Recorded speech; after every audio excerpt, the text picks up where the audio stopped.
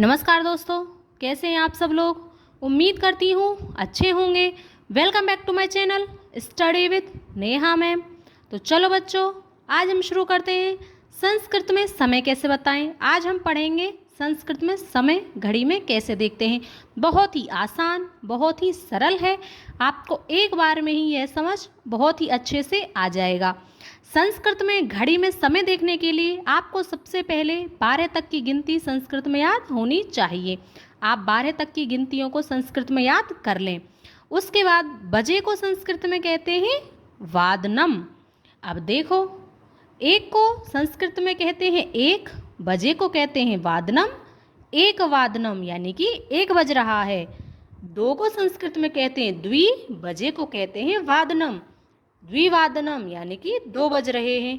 त्रि यानी कि 3, वादनम बजे, 3 बजे को क्या कहते हैं त्रिवादनम। चतुर यानी कि 4 बजे, चतुर्वादनम यानी कि 4 बज रहे हैं। पंच 5, वादनम बजे यानी कि 5 बज रहे हैं। तो इसको संस्कृत में बोलेंगे पंचवादनम। षट वादनम, षटवादनम। सप्त वादनम, सप्तवादनम। अष्ट वादनम, अष्टवादनम। नव वादनम, नववादनम।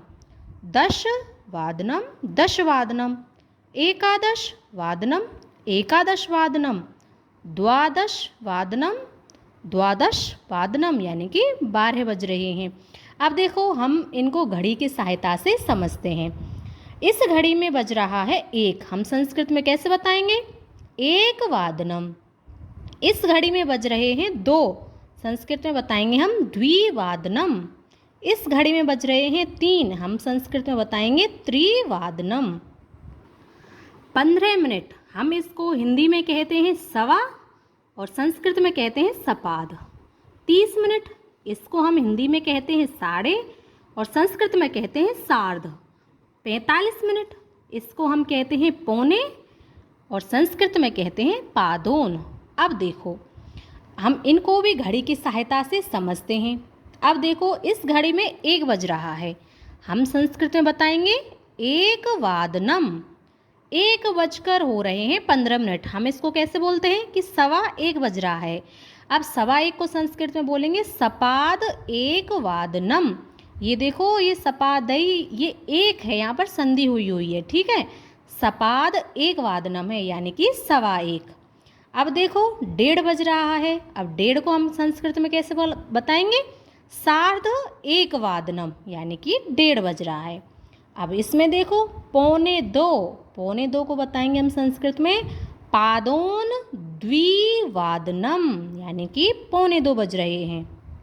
अब हम कुछ अन्य उदाहरणों से इनको और समझते हैं। देखो, एक वादनम, सपाद एक वादनम सवा 1, सार्ध एक वादनम 1:30, पादोन द्विवादनम पौने 2, द्विवादनम 2, सपाद द्विवादनम सवा 2, सार्ध द्विवादनम 2.5, पादोन त्रिवादनम पौने 3, त्रिवादनम 3, सपाद त्रिवादनम सवा 3, सार्ध त्रिवादनम 3.5, पादोन चतुर्वादनम पौने 4, चतुर्वादनम 4, सपाद चतुर्वादनम सवा 4, सार्ध चतुर्वादनम 4.5, पादोन पंचवादनम पौने 5। इसी प्रकार से पंचवादनम, सपाद पंचवादनम, सार्ध पंचवादनम, पादोन षटवादनम, षटवादनम, सपाद षटवादनम, सार्ध षटवादनम, पादोन सप्तवादनम, सप्तवादनम, सपाद सप्तवादनम, सार्ध सप्तवादनम, पादोन अष्टवादनम। इसी प्रकार के आपके 12 तक के जो टाइम है आप बता सकते हो। अब देखो, समय बताने के कुछ भिन्न तरीके। हम बताते हैं हिंदी में कि 3:05 हो रहे हैं, तो हम संस्कृत में कैसे बताएंगे पंच अधिक त्रिवादनम। 2:10 हम कैसे बताएंगे संस्कृत में 10 अधिक द्विवादनम। 9:25 हो रहे हैं, हम कैसे बताएंगे पंचविंशत्य अधिक नववादनम। अब देखो, 30 मिनट से पहले के समय के लिए अधिक शब्द का प्रयोग करते हैं और 30 मिनट के बाद का जो समय है 30 मिनट से पहले का समय उसके लिए अधिक, और 30 मिनट के जो बाद का समय है उसके लिए ऊन यानी कि कम शब्द का प्रयोग करते हैं। तो अधिक के जो एग्जाम्पल थे हमने देख लिए, अब हम कम के एग्जाम्पल देखते हैं। अब देखो ये है 6:55 यानी कि 7 बजने में अभी 5 मिनट हैं। हम संस्कृत में कैसे बताएंगे? पंचोन सप्तवादनम यानी कि 5 मिनट कम हैं 7 बजने में। पंच यानी कि 5, ऊन यानी कि कम, सप्त यानी कि 7 बजने में।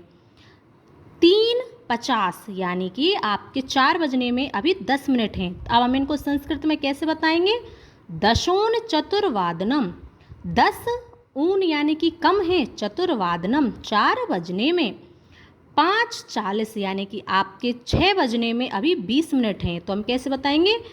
20 न्यून षणवादनम यानी कि 20 कम हैं अभी 6 बजने में। इस प्रकार से आप संस्कृत में समय बता सकते हो। बहुत ही आसान, बहुत ही सरल है। उम्मीद करती हूँ आपको पसंद आया होगा। मैंने बहुत ही अच्छे से आपको समझा दिया है। बस एक बार 2 बार इसका रिवीजन कर लेना, आपको बहुत ही अच्छे से समझ आ जाएगा। उम्मीद करती हूँ आपको बहुत ही अच्छे से समझ आया होगा। अगर अच्छे से समझ आया है तो वीडियो को लाइक करें, शेयर करें, चैनल को सब्सक्राइब करना ना भूलें। अब हम मिलेंगे नेक्स्ट वीडियो में, तब तक के लिए धन्यवाद।